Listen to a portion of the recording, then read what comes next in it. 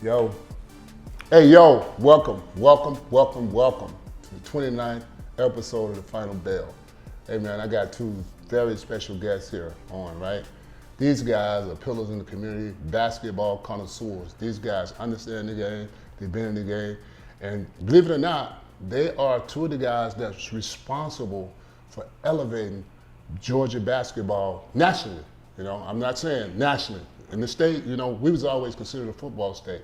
But I just want to introduce to you guys Mr. Horace Neysmith. What's up, baby? Thank you for coming. How you doing, man? No Appreciate doubt, you man. having me here. Appreciate you, baby. Looking forward to it. And my man, Dez the General. There you go. Now, that was the introduction. Oh, man, that's love. Hey, man, this is going to be sweet. So, listen, we're going to jump right in, man. We ain't even play with this, man. So, you know, back in the day, a lot of these guys don't really understand and know, like, you know, what was really going on and how, you know, Georgia basketball got to this point. Back then, you had the Celtics, you had Team Georgia, you had, you know, Worldwide, Renegades, and Georgia Stars. Mm-hmm. And things didn't really start changing nationally and getting guys exposure until we started going around the country and you know, competing and beating a lot of these teams. So can you just talk about, Dez, I'm gonna let you open it up. Can you just talk about that whole process and what went into that and everything that we did? I mean, we were definitely, as a whole, the kids were going around and beating on some of the top teams in the country. But I say it a lot. One of the things that helped us nationally gain the recognition was that you had the high schools, the AAU coaches, the trainers, and the media all working together. And they were all working to push one message, which was the Georgia kids. So, you know what I mean? Now it's left for the kids to go out on a platform and perform, tap dance. You know what I mean? One thing we couldn't do for them was Sammy Davis. I can't tap dance for you, but I could put you on the stage, and I can make sure that the people that need to see you gonna see you. So I think that's what, you know what I mean, the ability for all four components to work together for the player was what drove us above and beyond some of our counterparts. Absolutely. Yeah, Dez makes a great point. Yeah. So when you look at all the stars being aligned, everybody kind of being in line with each other, looking at the development of the kids, it all came together. If you really look at the time period, early 2000s, probably early 2000s. That's when I got involved. Yep. That's when you and I connected. Yep. Early 2000s. Worldwide came around early 2000s. And so we saw the benefit from your standpoint. You saw the European benefit of training and development, how important that was. To go in line with the media, to go in line with the high school coaches, right? I remember having multiple meetings with high school coaches about, you know, the players and the direction they were going and what we need to do to help that player be better. And I think it was at that moment in time, Dez coming from New York, it was, this is how we came up, right? It wasn't necessarily the training, individual training, but it was the training from the old heads that was around us. So we were the old heads imparting that to the young cats that we were dealing with. So the early 2000s, when that stuff kind of came together, and the sport of basketball started taking off here in Georgia. Right. And I remember that clearly, man. I remember when I first came back from Europe, because see, the reason I really got involved with it was only because of my nephew, Robert Swain.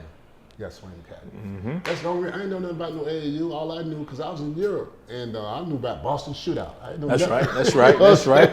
The king of the hill right there. So, you know, I made the contacts and got them hooked up with the Celtics, and so when I came home, that's when I got involved. And long story short, once I got them through, I told my wife, because I didn't have a chance to enjoy my retirement, and I said, I'm done. You know what I mean? Because it was a lot, man. A lot of time went into it. And so long story short, then I went over to the, Greg Lockett came to me. Yeah. And he was the Swanee Stars. It's a name from the past. Actually, they were called something else, and they had just merged with us. Yeah. That was my program. Yeah. And Saudi Roundtree, people forget. Yeah. Saudi Roundtree was coaching that team with Lewis and them. Yes. And right around that time, she was asked to come back to the ABL. So she started playing in the women's league there, and so they needed a coach, and that's when Lockett gave you a call. Right. And you and I had been talking about. Oh, so somebody gave him the Rolls Royce keys. See, I never knew how it came about. He had to add some pieces, though. Oh, you had to add the pieces. They only had like 2 pieces in there now. Hey, them the 2 pieces you only need. Right. I used to call them the Lewis Williams and the Traveling Bingo All-Stars. Oh, man. It was crazy. Because it was a show. Lou was so worth the price of admission, man. Yeah. I ran into Lou was a middle school player over at Chattahoochee when he was in the 8th grade. I'm like, man, where does this kid come from? Yeah. Man, he's unbelievable. Yeah. And it was right around that time, because you and I had been talking for a minute. Yep. And then everything just kind of came together. And But you know, Lou, like it's some kids, man, you know, God say like, boom, that's yours. He was a gifted scorer. And I think the thing that I can say that I helped him with the most is one is understanding how to be more efficient, right? And that started with his feet. Once he started thinking about, okay, how can I maximize my play with my feet before I dribble? Right. His game went to a whole nother level. And then having the opportunity not only to train and develop him, but coach him and mold him. And then I brought in Mike Mercer. Brought Mike Mercer. Rashard Chase. Then we had Sherrod Curry. So that was a good little group. But I said that to say this, man. Like all of us had really good basketball players. Georgia's known for having good athletes, but we had to really help and develop them to turn them into legitimate basketball from a skill standpoint. Right. And I think we all played a role in that development piece in terms of elevating, you know, the standards of development. Like, you know, a lot of guys training, man, you train dogs, cats, chickens, and animals, you develop people. So it's a whole different approach, right? Because if you teaching drills, you know what I mean? They either get it or they don't. You teach them how to do a move, you got to think about when you don't do the move, it's over with. Right. So I think with what we was doing, we kind of kept the development up front. Guys had to come to practice, etc. So nowadays, what I'm seeing, and y'all can tell me, and y'all can touch on this, winning as a team, not as a whole, has been devalued. That's what I'm saying, winning as a team. Because I saw a situation, a couple of situations. One of these teams had all the top players, right? Yeah, this got beat by 30 by just an average team because they played the right way. Dudes walking out saying, man, damn, talking about their stats. They weren't even upset. Lou them used to be back. When they lost the game, they was going to cry. Man, Lou was very emotional. Bro, the game, man. You know what I'm saying? So Yeah. tell me about, in terms of where the game is going, Dez, what can we do? What can we do to help that as coaches, as mentors, et cetera? Because I think all of us who are involved with this need to, you know, try to do something different to help. Well, for one, the reason why we feel that the game winning is devalued because it has no value anymore. Ooh. So, you know what I mean? You can't tell me just throwing it out 2 years ago who won EYBL Gauntlet or Under Armour. True statement. Who won it? I don't know. Because it's really not important no more. So it's not really the kids. It's the higher ups in the actual sport. The system. Yeah, the system is designed for you not to, you know what I mean, value winning. Now, as a coach, you can still teach winning basketball, making winning plays. And if you make winning plays, play winning basketball, eventually you'll become a winner. Right. You know what I mean? But at the end of the day, shit, glorify bad basketball, man. Wow. There's no question about that. Well, you know, there's so many external factors that go into that, right? So you got coaches, you do a great job with your program, staying involved, hands-on, whether it's the players or the coaches that are in the program. You obviously stay deeply involved from a training standpoint, and you got your program as well. You know, there's a lot of external factors, whether it's hangers-on, whether it's, you know, that's my guy, and so I got to talk to him about what's going on in my basketball life. There's so many things that are going on that the value that's put into winning isn't there anymore. None of us like to lose. I remember you and I played each other, almost broke my toe. I kicked the chair after the game. I was so hot because we were up the whole game, Dez. And this joker, Lewis Williams, came in, did his thing, did his Superman thing, and beat us by like 4 or 5 points. I don't know if you remember the Swanee Sports Academy. I turned around and kicked the chair. I was so hot. You couldn't even talk to me after that game. We don't have that anymore. Yeah, but you know, I think that the kids, like he said, the system, right? and it is what it is. You know, the life and everything is different. The kids are different. Don't get it twisted. Yeah. But here's what my position is how I perceive things. I just know what basketball did for my life. You know what I'm saying? So what I try to do, I try not to forget those components inside the game, so I make sure I deliver those and keep those up front. Right. So I think doing that, you give them a chance to not only maximize as a good basketball player, but shit, man, you got to be productive because that ball gonna start bouncing one day. You know what I mean? Always does. And so, you know, it's team first, me second. That was the motto. I live and die by that. And team stands for together each accomplish more. Because no matter where you go in life, you still got to be a part of a team. Whether you're married, corporate America, you got to be a part of a team. So I think making sure that us as coaches horn in on those principles, right, and get them to understand that, I think it'll make them not just better basketball and a better team, Better people. better make better people. And that's what it's about at the end of the day. So I think what you're really touching on too is accountability. And I think a lot of times, you know, the players, the kids, I mean, you could extend it off the basketball court, is accountability, right? I see parents not holding their kids accountable, right? Whether it's the classroom, whether it's the court, whether it's, you know, outside in social situations, you got to hold them accountable. And as coaches and being in the positions that we're in, holding the kids accountable is key. And I don't think that happens as much as it used to, right? Yeah. I don't think there's much paid attention to how kids are behaving, whether in a hotel room, whether in the basketball court, wherever they are in whatever situation. There's no accountability, right? It's on to the next thing. We're not gonna worry about that right now. And I think, you know, that plays a part in, you know, all of what we've talked about thus far.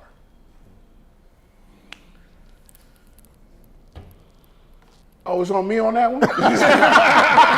Give us a nugget. You better cut that one. Yeah, All eyes on you. He's into it. I'm flowing with Horace. I'm like, yeah, you know what? No, because truthfully, I really don't want to really go in on the accountability aspect. Right. Because as coaches, we got the kids, you know what I mean, 2 hours for the day. Sure. Every other day. Sure. You know what I mean? And what we preaching for 2 hours, if the parents are not preaching the same thing for the other 22 hours, is left on deaf ear. So, you know what I mean? I try to make the best of the situation. Yeah, I tell you, I'll give you a story. And I hate to say this. The best time I had coaching was when I first started and no parents came. Ooh. I remember those days. Like the best time I had coaching was when school get out at 3 o'clock. We got practice at 7. We had to start pickups at 2 o'clock because we was driving around to pick every kid up. Wow. To come to practice. Wow. And we really got at it. That was where we were able to mold them. We were able to teach them. We were able to develop them. Yeah. Now, you know what I mean? If you don't find a perfect mix with parents that are aligned with your message, you just rolling the dice. Yeah, it makes it tough, man. But I you know, like I view life like I keep going to basketball because I know I use everything to relate to basketball because of what I had to do to get to a certain point, right? So I look at it as a triangle. Everything is a triangle, right? So you got the parent, the coach, and the kid. So if any of those are off, you're gonna have issues. You know what I'm saying? It's just like in life, it's mind, body, and soul. So if any of those are off, you're gonna have issues. So what I think a lot of times is, it's up to us to create an environment and a culture. You know what I mean? Whether it's 2 hours or 3 hours. I think one of the reasons I got back into AAU travel basketball, it wasn't to get all the top players. I'm just trying to put some structure in place because if I'm able to develop the kid and I can control the narrative with them playing, I can see better progress. Right. The issue was a lot of times when I was away from it, I'm developing the kids and some of the kids go away, depends on who they go to, they come back like I ain't never taught them anything. So my point is, I think as long as we keep the development up front and make the main thing, I think we're gonna be fine because these kids are definitely more talented. The talent is crazy, they just raw. Right. But to me, talent is like a horse, man. If you don't teach that horse how to run, it'll run itself to death. Well, you know, and to kind of piggyback on what Dez was talking about, yeah, we only have them for a couple hours, but I remember growing up in Queens and playing ball with the old guys because there was no fairness. If you were 14 and you wanted to play basketball, it was one court. So you're going to play with the 18, 20-year-olds, right? And I remember guys, older guys, that give me pointers throughout the game. Hey, young fella, got to box out. Hey, young fella, you got to make that extra pass. Hey, young fella, he just hit 2 or 3 shots. We got to get him the basketball again, right? It was all small snippets of time. But it made me accountable because the only way for me to be on that court was to do that. Because if I didn't do it, guess what? Hey, young fella, Bo got you. Dez got you. Oh, shit. Only way you was going to get on the court is you was passing the old nigga. You had to share the back. You wasn't 14 and getting on the court. Hey, man, you wasn't 14 and getting on the court with all the guys. You better defend, you better rebound, you better take a shot, you better make it. Yeah, you better learn how to play basketball and get on the court. Already. It made a better complete ball player. Absolutely. It made a better complete ball player. Well, you know, basketball has always been a trend, man. It's a trend, and for me, and I just can relate to myself. I try to stay away from the trends because, for me, the game is still played on the ground. As long as you learn the basics, that's never going to change. Right. It's the basic is the foundation. If you master the basic, the issue now is kids are trying to. They got the thing bag, right? Wait, what's in your bag, bro? What's in my bag? Yeah, they done cross the ball over 50, 11 times, but you got 2 dudes just cut by themselves and you didn't give them the ball. Right. So is that teaching you how to be a basketball player? And so, speaking of that, one of the reasons why I think, in just my opinion, we're gonna go to this right away, is the Europeans are kind of influxing in the NBA, not just the NBA, universities. They got names on the back of the jerseys I can't even pronounce, bro. Right. Even high school. One of the reasons I think, and y'all can help me with this, overall, we've gotten bored with the basics, like you said. See, the system, it don't show like the basics. It's showing, because it's all about money. It's all about it's economics. And so, how do we? What do y'all think about that, man? I'm gonna touch on the topic you said, and I'm gonna go into something else, which I would start with first. You know what I mean? The NBA and their analytics has taken away. Keep going. Has taken away from the purity of the game. Ooh. You know what I mean? I saw a shot chart, and it was 10 years ago today of a game. 10 years ago, it was the pink dots all over the floor. They were just hooping. Today, all the pink dots were outside of the three-point line or inside of the paint. Yep. There was not one pink dot that was between 10 and 22 feet from the rim. Yep. You know what I mean? So now you taking the concept of analytics. Yeah.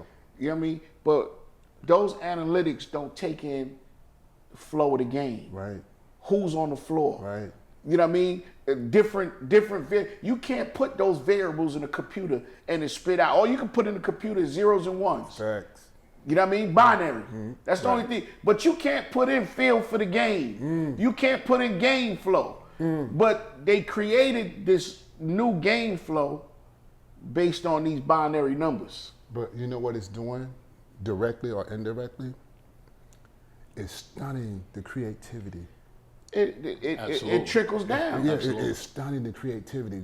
It trickles down. It's crazy, man. It's like 3-point robots, bro. Yeah, that's it. They all they doing is getting up his money. Listen, Chicago and Toronto, Chicago and Charlotte.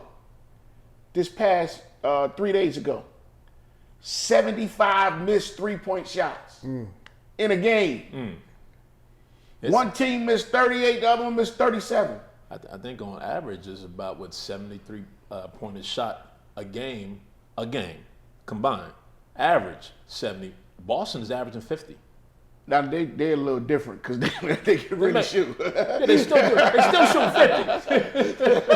50. So you add them in with the other teams that are shooting 35 or 40, you got 80 to 93 pointers in a game. Man. Yeah, it's unreal. So now the training is built on that. The game flow, the coaching is built on that. And now we have the product that we have, where the ratings are down because nobody wants to watch that. Now, going back to the Europeans, you know what I mean? it was always a fundamental thing with the European players versus American players. You're seeing more European names on the back of the jerseys because now, before we were amateurs, they were pros, Exactly. right? 14, 15 years old, bro. Now, they're pros over here at that age. Yep.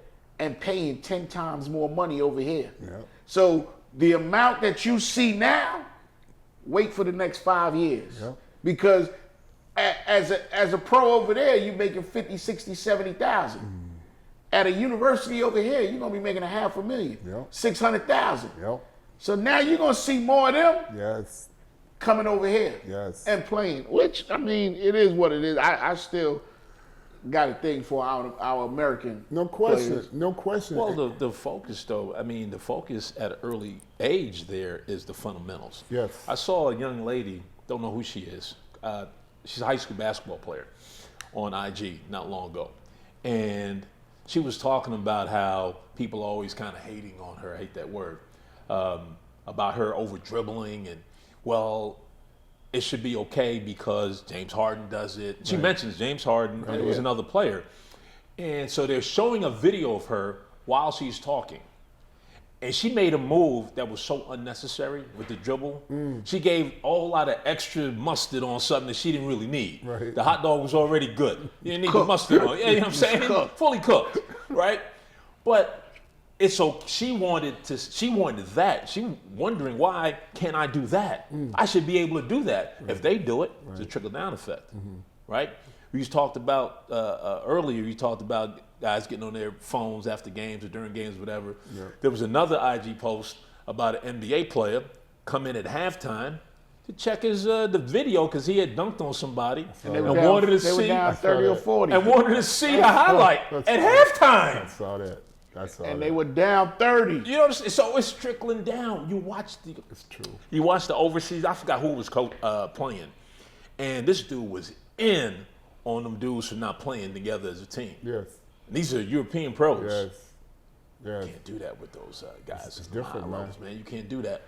They don't allow that. But let me say, with us knowing and seeing what's taking place in terms of the transformation of the game, I got my own personal approach. What is our approach? What y'all think our approach should be as player development coaches, as mentors, as trainers, etc. What do you think? What you think?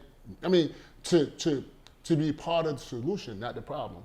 You know what I mean? Because it's an issue. Because like you just said, bro, if we don't look up next 3, 4, 5 years, you're gonna look on one NBA team, you're gonna have all European players. I promise you. Shit, not even an NBA team. Look at just at the university. That's what I'm saying, You're man. gonna have all European Yeah. players.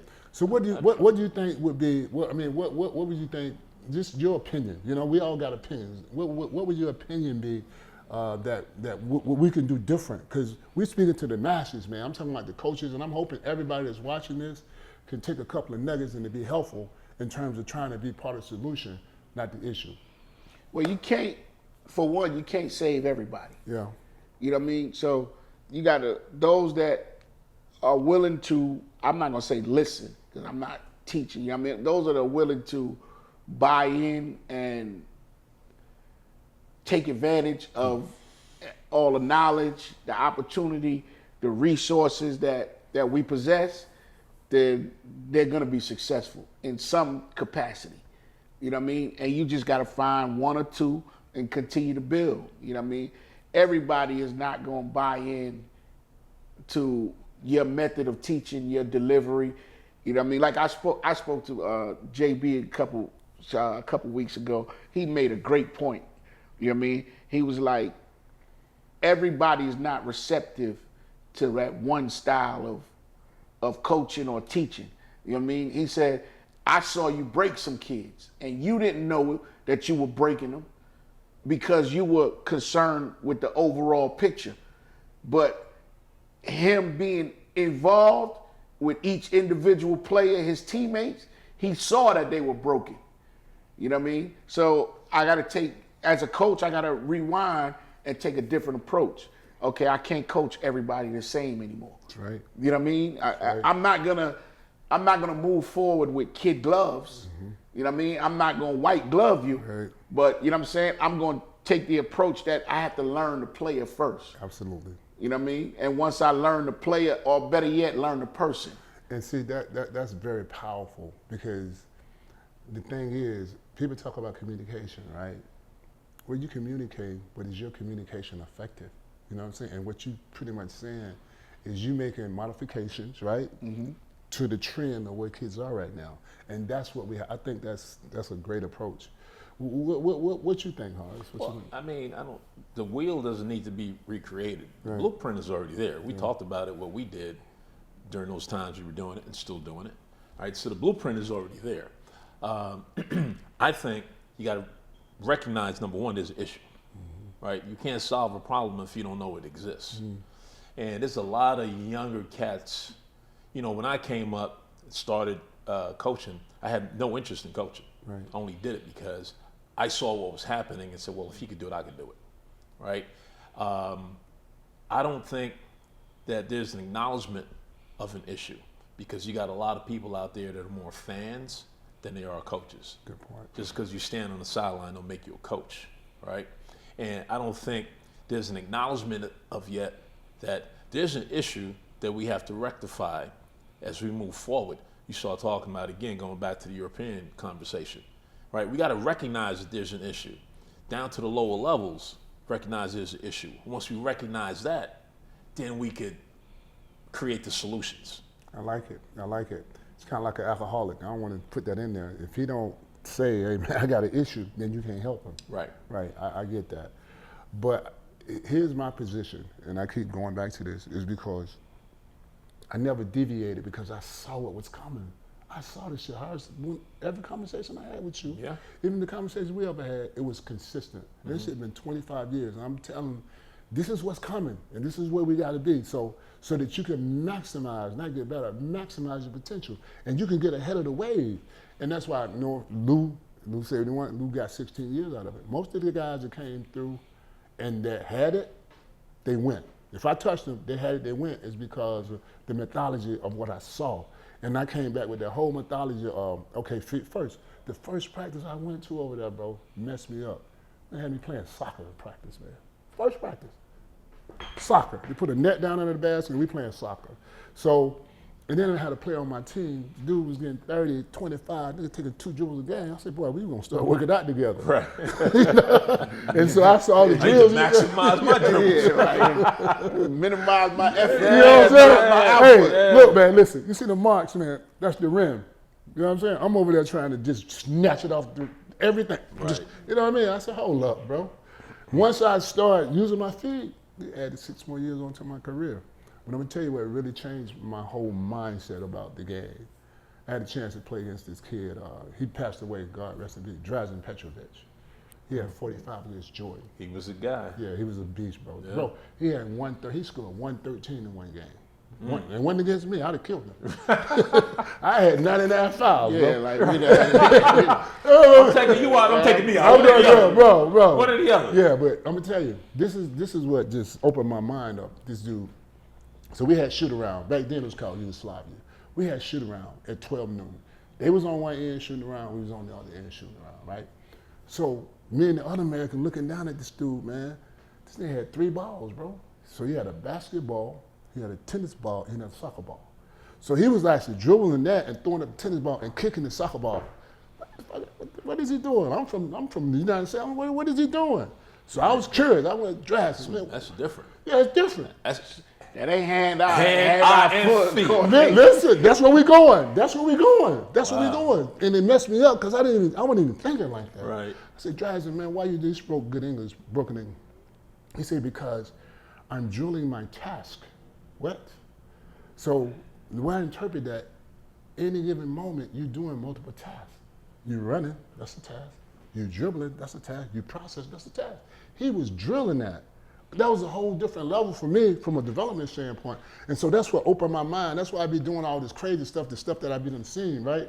From a development standpoint, because I think in the process, there's different components that you cannot skip over. Right. You know what I mean? You skip steps. You can't skip them. Like kids got talent, okay, you got that, but we got to make sure you master Your feet first, because everything starts with your feet. If you can master your feet and put your brain in your feet, the game slows down right away. And that's why Jokic and those guys, that's what they're doing. It's really their feet, man. But I want to touch on something else too, man, real quick. Like, when I watch your teams play, I watch you coach, I watch you train and develop. See, I keep an eye on this stuff, man. I think what we all have in common is passion. We have a passion for this shit, man. You know, we do this, you know what I mean? And this is something that we would do if it wasn't a dime in it, because we love it and we want to make a difference, not just in basketball, but in people's lives. And I think people don't see that part. And I think we got to get back to, like I said, making the main thing, and that's the kids. And so we got to figure out, okay, how can I get to him? Like you said, some kids we're not going to be able to get to. But I think if we create a certain type of environment, we can touch more and lock in and get them to buy into something that's bigger than them. And I think once we do that as a whole, at least be conscious of that. Buy into something that's bigger than you, bro. And then that's when we're going to start seeing true development kick in collectively here in Georgia. That's just my opinion, man. Well, to your question, how do we get to the kid? We don't have to no more. The way the game changed, I hate to say this, but they need us. You know what I mean? Because the competition field that they have to come through now is a whole lot thicker. Oof. You know what I mean? Now they need somebody to navigate the space for them. Minefield is out there. We talked about it right before. Yeah. Junior college players, 2 years don't count. Man. Now you're going to have different. Now you're going to have guys 24, 25 still in college. Exactly. Coming out of high school, how are you going to get on that floor? Yep. Why do you have guys that are 24, 25? Because college is professional now. Yes. So, speaking of that, that's a good term. That's a good point. Speaking of that, these high schoolers, man, I kind of feel sorry for a lot of these kids who think they're gonna get there, but it's just the dynamic done changed because of the NIL, the transfer portal. It's thrown a wrench in the game. So how do we help these kids? And I'm gonna tell you some of the things I'm doing after you speak, and then you stop. How can we help them get there? How we can do more? Because the system now, it is what it is. How can we get them to get in where they fit in? Honest and frequent feedback. Yeah. Got to be honest with the kids. Yeah. You got to be honest with where they are as a player. You got to be honest with the situation that they're in, where the game is, where the culture is. You got to just be honest with them. I'm not quite sure that there's a lot of honesty in the whole process, right? So I think, whether it's the portal, whether it's the high school kids that are coming out looking for those opportunities, and really kind of redirecting them in a way where, you know what, this used to be the road, we may have to take this road right here, right? So we may have to look at that D2 program if you're a low major kid, to look at that, okay, may need to go here, and we portal up. Go get you 10 and 5 quick fast. Exactly. Yeah, exactly. Where you can still continue to learn and develop and get on the floor. Or now with this new thing with the junior college piece, hey, mate, we can't not look at that as an opportunity, because you're not losing anything. It's a free 2 years of It's development. a free 2 years. My point exactly. You develop, now you could transfer into a D1 program. Right. So I think the opportunities are going to be there, but in a different way. Right. And you got to be willing to look at it. I know players, and you guys have seen some good D2 basketball players, bro. Yeah, I've seen some hella good D2 ball players. JUCO is going to skip D2 now. My point is, you got guys, parents, and players like, I don't want to go to D2. Well, you kidding me? Have you seen D2 guards? Have you seen them? But you know what? Realistically, D2 and JUCO is like the new D1 team. Think about it. Yeah, because they're the springboard to the pro teams. Exactly. Exactly. But I think JUCO will springboard Division II, Division III, because Division II, your clock is still running. Right. Clock's still running. JUCOs, you have free reign. JUCOs down there like I'm going to prep school. Right. Yeah. Yes. Exactly. So that's your post grad. Yeah. But you got 2 years now. Right. Yeah. Parents, listen to this information. And I know some of y'all now, we're not throwing jabs. We're just trying to provide information. But you got to have what Horace said, you got to have realistic expectations, right? You got to know where your kid really is. And you can't be coming in, every kid, you ask every kid, where do you want to go to school? I want to go to Duke, I want to go to North Carolina, Kentucky. What?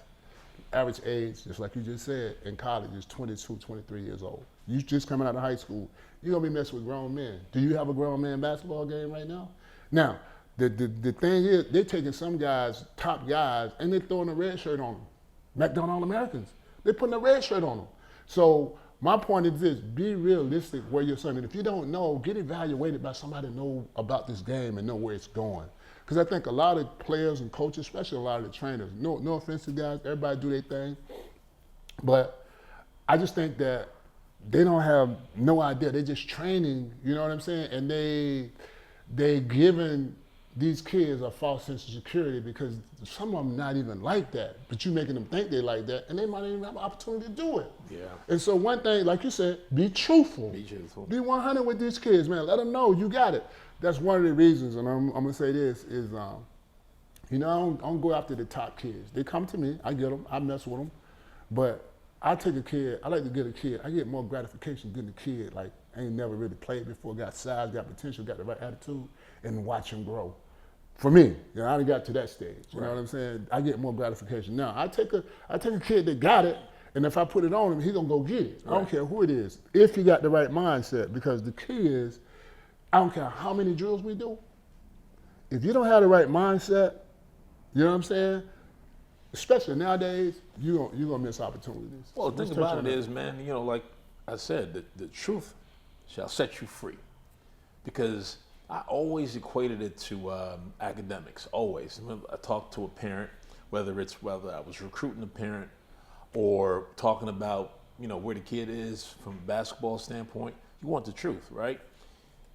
In the classroom, you got 30 kids in the classroom, teachers teaching them all the same thing, right? So a couple of things going on. They're getting all the same information. Maybe they're not processing it the same way, what you talked about in terms of maybe the message, the delivery has to be different to this particular kid. But the truth of the matter is, when you look at it, it's like, if I'm a C student, I want to know I'm a C student. When I sit down with that parent at PTA, parent-teachers meeting, I want to know my son is a C student, daughter, how do I get him to a B student, right? You're not going to fight that. The parent ain't going to fight that. The grades are the grades. So if I'm sitting with a player and I'm saying your son is a C student, but you won't fight me about that. You won't fight me about that part. You don't want to fight the teacher who's telling you this kid is a C student, here are the numbers. You want to fight me about that part. I'm trying to help your son get to be a B player, an A player, right? So how do we do that? You got to receive the information, process it. Okay, let's have a plan to make this better. And I think that's important. We don't see a lot of that. And I've been doing that whole academic, athletic thing from way back. I remember. Pretty much since I started coaching. Yeah. Right. I had a parent say that she wanted her son to play with this other kid because they were friends. Okay, that's cool. They friends. They're not going to be friends if they're on a different team.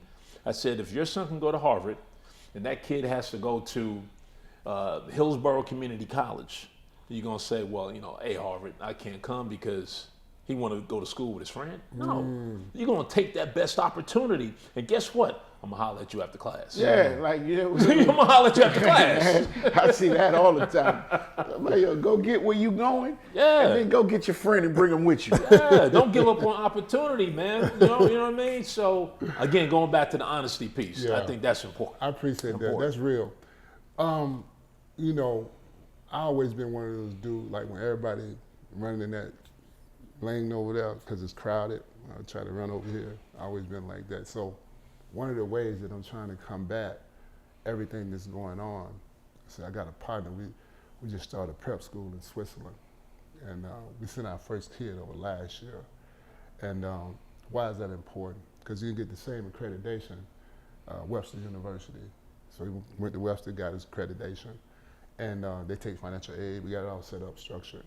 So he goes over, practicing with the pro team, playing with the pro team. They just can't pay him. Practicing and playing with the pro team, they just can't pay him.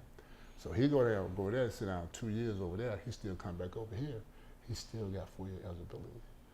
Now, watch this. That was the play, but it's stripped. Now the team want to sign him right away. So he got that option off the rip. So you ready for this? This was our first one now. So the president and the coach got fired for whatever reason. So now the kid got stuck. So now he came to the States. Now they sent him to a JUCO. So now he's gonna go to Central Arkansas. But it just opened up a whole nother, and I just got my second kid going over there. He just went over, he's going back. And I'm just trying it out because I'm trying to get a different approach. We send the kids over there to learn how they play the game with the basics, without all the stuff around you, and just focus on that. Our kids get what they got and come back here. It's over. Bo, I gotta hand it to you, Bo. You always got your wheels turning. Yeah. Always got his wheels Definitely turning. out the box. But I'm gonna give you one though. I'll give you one. And you know what I mean? Everything that they teach over there, we have the ability and resources to teach right here. No question. You know what I mean? It's just the trainers, for instance, Horace, when you played at 14 with the older guys, we talked about this in the beginning of the episode. What did you have to do to get on the floor? You had to do what they told me to Yeah, do. so you would, for one, you would have to pass the Had to basketball. pass, you had to defend. How many times have you watched training where they teach to pass the basketball? I ain't seen it. That's what I'm saying. don't Absolutely. happen. Absolutely. Don't Absolutely. happen. It's a good point. And the time where you think about it, it wasn't too many guys that you say he can't play defense. It wasn't even in the vernacular back then. Everybody man. had to play D. Everybody had to defend. Hey, check this out. It was you score and I score. I score, you don't score. Yeah. Now it's like your turn. Take But- offense to that. Yeah. He ain't supposed to score. Yeah. But going back to the training, we started with this cone shit. Yeah. So now they training with the cones And the chair's worse. and the chairs and the garbage can. Right. But those things ain't coming back at you. Right. Man, I saw a cat the other day, again, a video, and he made a move, dribbled into the lane, and he had a chair there. So when he made his pivot to go towards the basket, he had to go away from the basket because he had to get around the chair. Around the chair. Yeah. How is that effective? Nah, I try to train it. I try to keep the training game simulation type drills, moves. And so I train, you'll have multiple people, Right. you know what I mean, doing multiple things at the same time. Right. And one of the things, I don't shoot with the gun. Right. You know what I mean? That creates a Catch lazy, bad passes. You got to be able to that catch them creates bad, a low, lazy high. basketball Right. play. Yeah. Right. So I prefer 3-man rotation, whereas you got one rebounder, one passer, and I'm not passing in no drills. Right. I'm not gonna pass to you in In the the game. game, right. You know what I mean? You got one rebounder, one passer, one shooter. Rotate after a certain amount of makes time, whatever, and now you learn how to do everything. If I'm just in a drill and I'm rebounding a non-shooter, I'm gonna get tired of running that motherfucker down. Chasing it down. So what I'm gonna do is I'm gonna start to pay attention. First of all, I'm gonna get on the opposite side of where the shot is coming from, because that's 80% of the rebound. Then I'm gonna follow the path of the ball. Reading the way it's going to come off the rim. So now, like you said with drives, he's drilling his mental. Yeah. I'm drilling your mental till you know what? I'm not gonna overwork. I'm gonna follow the path of the ball. I'm gonna learn good rebounding position. If the shot is coming from the corner, then I'm gonna be on the opposite side of the corner. Shot is coming from the wing, then I'm not gonna be in the corner because it's not gonna bounce, hit the rim, and then go to the corner. I'm gonna angle myself so I'll be on the opposite side on the 45 slot.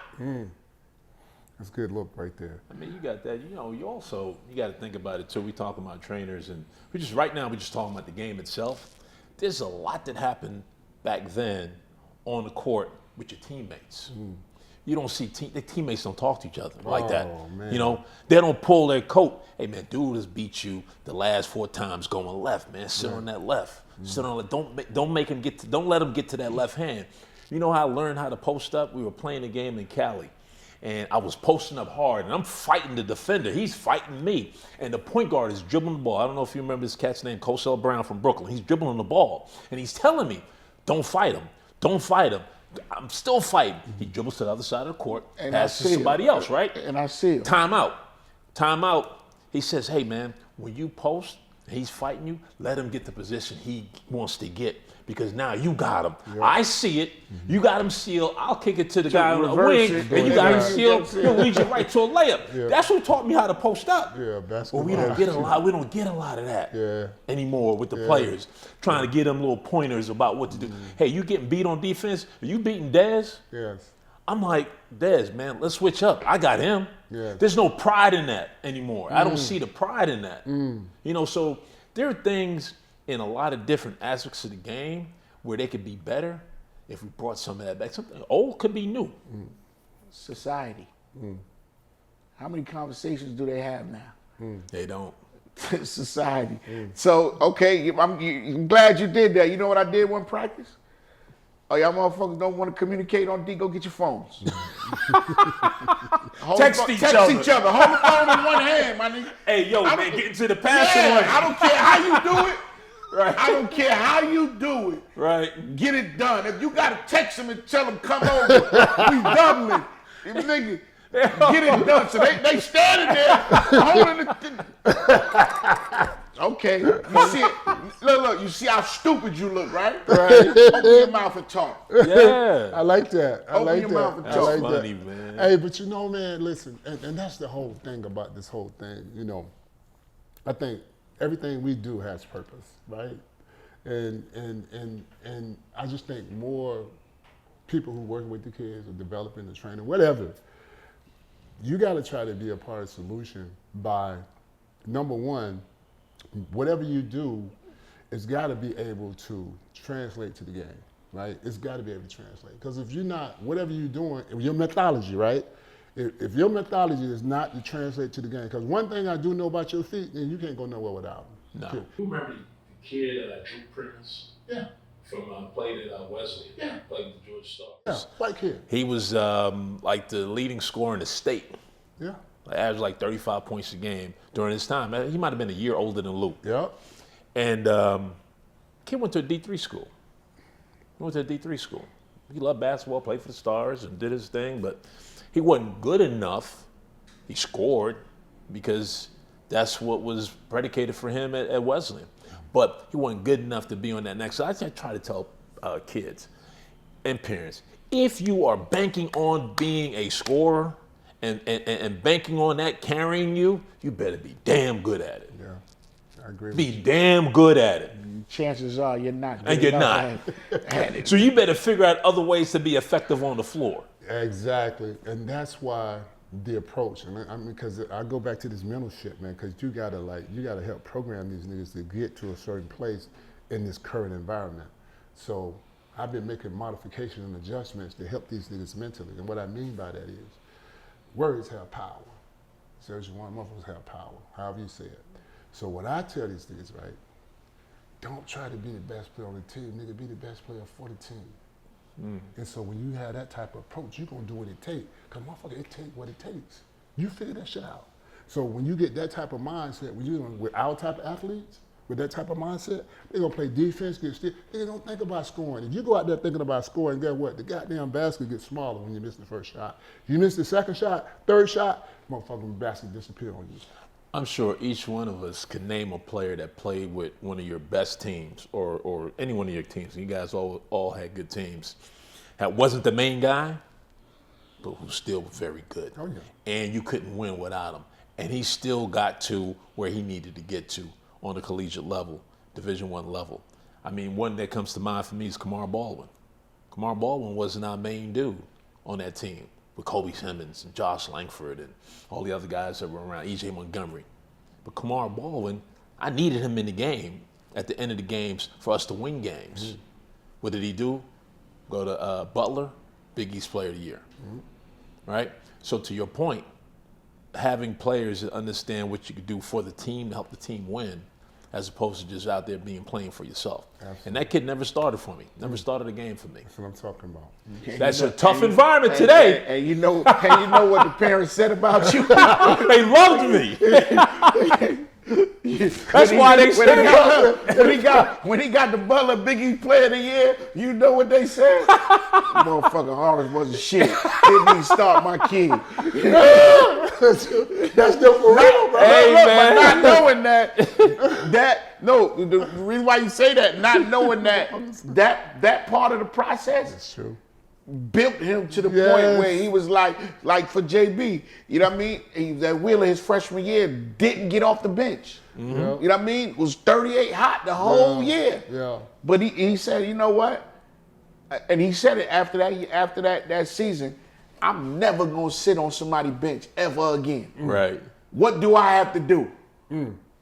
But you did a good job, man, Yes. bringing them along slowly. Because I remember we played y'all at Westlake, and after the game, I'm like, "Hey, man, why isn't this kid playing on your main team?" He was like, "He ain't ready yet.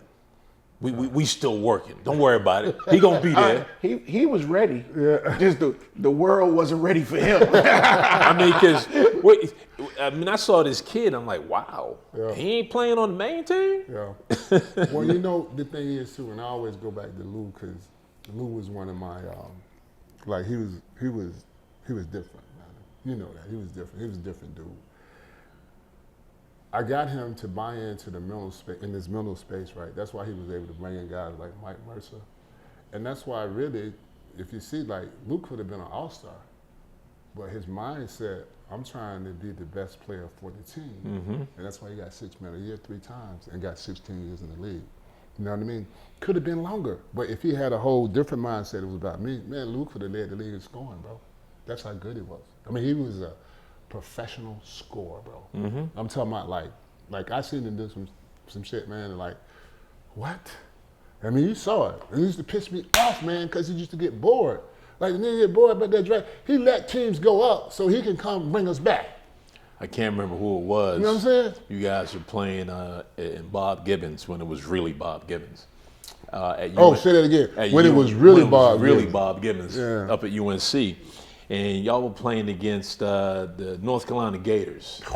And they had a kid going to Oklahoma State that was supposed to be all that. I can't remember his name. It's like Jamichael or just something. And y'all were down by like 20 in the fourth quarter, the late in the second half. And it's like a light switch went on. If y'all ain't gonna do it with me, I'm gonna do it by myself. And he scored, I don't know, 20, 25 straight, sent the game in overtime, and y'all won. Yeah. That was impressive, right? But when I think about what I said, I'm thinking about a guy like Billy Humphries. Yep. Billy still got what he got, right?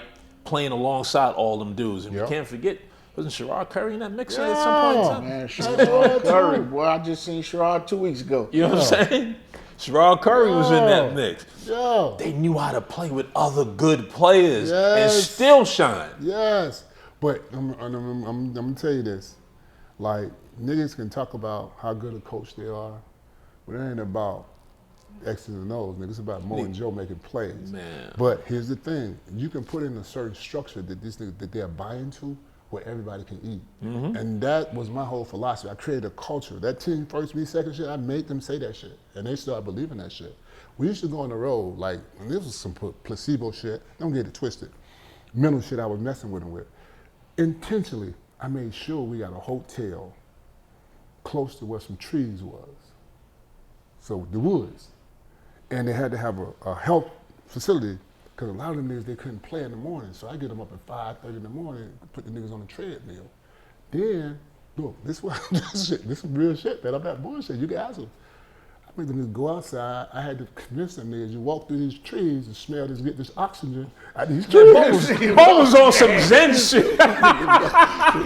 Listen, I was mad about these niggas, man. I swear to God, bro. Hey, listen, we them at niggas bought it, man. Hey, man, we at the Kingwood Classic, man. We at the Kingwood Classic. Nigga, Jedi mind trick. Listen to this shit. Listen to this shit. So I walk into the gym because Listen we either came to watch them or we going to play after them or something. And I see Bo's whole team on the floor with their feet up in the air. I'm like, yo, Bo, what you got going on here? Like, what's that? Hey, man, it's the blood. You gotta have the blood flow. It'll regenerate them. And so they can get fresh. So they get fresh blood. He was on some real live Zen shit, man. Yeah, man, Jedi mind trick. Yeah. Oh, you remember too? In the Kingswood Classic, they had Big Odom. Them niggas went up by 25. Man, the gym was packed before we All played. Ohio. Yeah. They had the one Crook. What's the guard played with? Daquan Cook. Daquan. Conley, and Mike all them Conley, guys. Conley, they had him. All Greg them Oden. Yeah. So we played against them. And them niggas went, Greg blocked the first 8 shots, bro. They went up by 25 the first half. Gym was packed first. Gym got empty. Came back and beat them championship game. I remember that. Came back and beat them in championship But that ain't the one that really stands out. The one that really stands out when y'all played the players.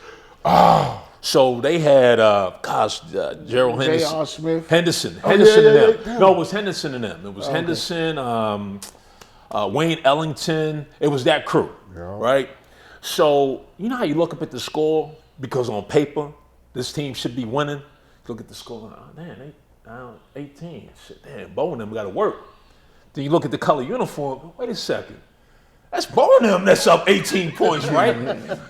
Dude was so hot. Jimmy Samuels was so hot during that game that he kicked the referee. Yeah. Oh, that's. You remember that? He kicked the referee. I remember that. And so the referee teched him, kick him out the game.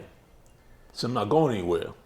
And that's when Hal Pastner came in and instead of kicking Jimmy out the game, Change the referee. Change the referee. Yeah, that's what we doing. Jimmy a legend. That's yeah, what we doing. man, that thing was crazy, man. I remember that like it happened yesterday, man. That's Good what we time, doing. man. So, fellas, so where do we go from here, man? You know, like I said, I got my own approach and ways I try to do things, and hopefully, and a lot of times I try to share information, man, because it's not about me. I ain't trying to, you know, I want to hear what you got to say. Like, I just learned something from you today. I just learned something from Dez today. Me, it's about learning and getting, like, I'm still learning. Oh, and absolutely. And once you stop learning, if you say really you die. yeah, if you really in it for the right reason to help, right? You got to continue to learn. And I just want to ask y'all, man. You just give me your opinion, man. What, and we're going back to this. Where do we go from here in terms of making a difference, man, to elevate this game and take it back, man? You know what I mean? It ain't going nowhere, but we got to do something a little bit different, I think, man. So I don't know if you remember this, Des. This was last year. You and I talked about Academy. I don't know if you remember that conversation about a year ago. Doing something here in Atlanta, and just really having to find a spot, right? That's the important part, right? Finding the spot. Because I go back to what we did when we first got together up at Swanee Sports Academy. We went from having like 10 players, 15 players. We wanted to do this every Sunday workout. And it went from 10, 15 players. In 3 weeks, we had like 125 kids that came through there. Yep. We would only charge them at that time. We would charge them $10 a pop, right? Swanee got greedy. Oh, wait a second. They got that many kids paying $10? So we need to raise it to $40. I said, well, now you done gave them a bill. That's a bill, right? So it went from 125 kids back down to 10, and it didn't happen anymore. But my point is, the whole concept of having that one focus and what the kids should be working on and developing, we did that because we used the 3-court side. Oh no, I'm sorry, we used the 4-court side, and we had guys at each court working on different skills. Yes.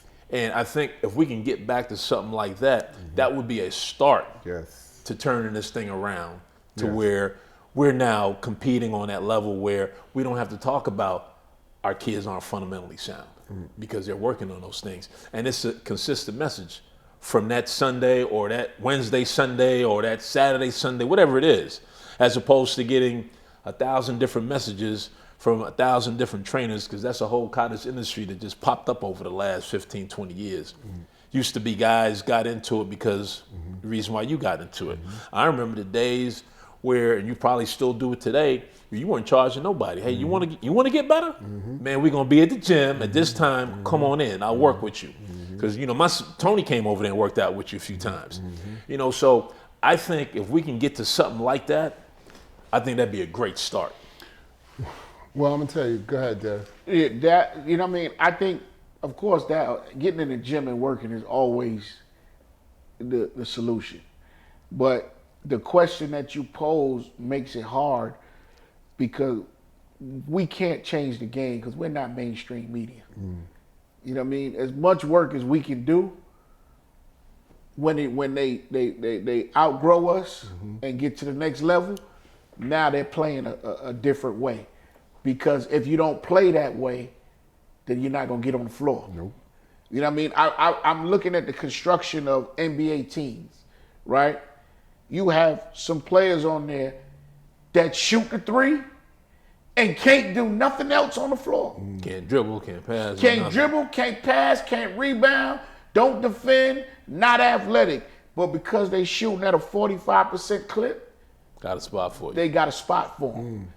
You know what I mean? And that takes away from a spot from a kid that can actually impact the game in all aspects of the game. Yeah. So changing the game is, you know what I mean? I'm not going to say impossible. Nothing is impossible unless we get to the point where we're at that level and winning, and they see the true value in playing the game the right way. I like that. But what we can do is affect one life at a time. And see, that's where I was going to. And I think what I was trying to say was us being who we are, you know, with the experience and knowing how this thing go and watching the transformation of the game over the last 10, 15 years. I think if we control the things that we can control, right, and set the standards for everybody else, I think a lot of more people will follow. And all we can is control the things that we can control. And that's what I always try to do, just control what I control. I know I can't change this, but I think people like ourselves who have influence in the community that really have a voice, that did this shit for real, you know what I'm saying, that did this and was successful for real with this. Like a lot of these out here talking, niggas out here playing, going through the motions, whatever, for, you know, for clicks and all of that. You know, those are the guys that's really hurting the game, bro. Because they don't have no idea, they're just doing it just to doing it. And they're hurting kids in the process, and those kids are not gonna get these opportunities because they're not being developed the right way. And so all I'm saying, with what we know and what we saw, if we control the things that we control, I think that we have a following, directly, indirectly, not all of us, nationally as well as internationally. Like in the summertime, I got kids come from, I had a group here from France last summer. They come from Australia, they come from all over the world. I go all over the world doing these things. So my point is, I just think if we could control the things and stand on it, and then like how we having these type of conversations, we need to get in the gym together so they can see us working together. You know what I'm saying? And set the standards. And about us, man, we trying to make change. Y'all want to get it? This is what it's going to take. Because at the end of the day, it takes what it takes. So that would be my position, man. If we can control the things that we can control, we might not be able to, you know, we don't know what can happen, but at least we can give it a try. You know, that would be my thing. Nothing beats a try but a failure, my mom used to say. There you go, man. I'm shit. If you tried, you failed. Right. It's either you're gonna do it or you're not gonna do it. So, hey, man, listen. This right here been great, man. Horace, I want you to tell the audience what you're doing, man, how they can get in touch with you, if they need information, man, whatever. Tell them what you're doing, how you can be a part of what you're doing in the whole night. Well, the biggest thing I'm doing now, I consult with OTE. I'm involved with the NBPA Top 100 Camp as a selection committee member. But the biggest thing that's near and dear to my heart is my underclassmen All-American game, Hoops for Diabetes, where we assemble some of the top talent from across the country, from 8th grade up through their sophomore year. And this year we're going to add a girls' game, which I'm really excited about because that whole area of the sport is really taking off. And I think they deserve to have that venue as well. So I'm excited about that. I've been doing this since 2016 and really just trying to build awareness, education around diabetes. And we're going to add a couple of other pieces to it this year, financial literacy and also mental wellness. I love it, man. That's amazing. That is awesome. Mm-hmm. I am also, we're going to start doing the girl side probably next year, not this year as well. Dez, man, tell them, man, what you're doing, what you got going on, man, how the kids, how the parents, how they can get in touch with you in the whole nine, man. Talk to them. Can't get in touch with me. You got to work to get to this. I'm not giving out no info. By the way, IG is UC All-American. I'm not giving out no info. You got to do your homework. You got to do your research. Right. And you got to track down 4 or 5 different people like, hey, how can I get to this guy? Because if you do get to me, I know you really want it. That's a good Because point. you had to work. You had to work to get it. I like it. So, Dad, you said this ain't for everybody, right? Nah, this ain't for everybody, bro. Like it's ain't for everybody. Well- As you get older, you know how valuable your time is. Yeah. You know what I mean? Yeah. And right now, for me, my time is the most valuable thing that I possess. Yes. So I want to use it wisely. You know what I mean? I want to be able to still continue to spread, you know what I mean, the knowledge of the game, but I also want to maximize my ability to be here longer to do it. Right, So I'm not gonna run myself in the ground. But if you do get to me, that means you deserve it. Man, say if you get to him, you deserve it, baby. It's worthwhile. It's worth your way, man. Hey, man. Hey, this has been great, man. Hey, man, I appreciate y'all coming on, man. Hey, This thank is you big much time, for man. having real, me. man. That's big time. That's big time, man. Thank you. Hey, man. Until next time, hey, the final bell, man. Y'all check this one out. This right here gonna go viral. We out. Peace.